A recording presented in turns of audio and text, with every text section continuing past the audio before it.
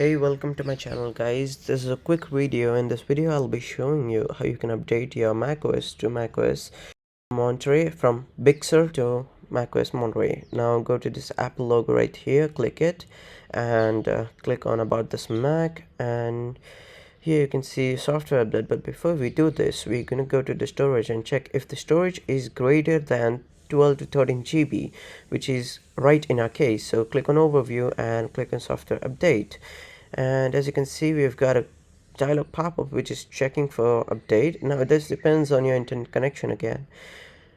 Okay, as you can see we've got macOS Monterey, which is about 12.12 version number, and if we click on more info, it's going to take us to the Apple website where it's going to show us about the Monterey, but we don't want that.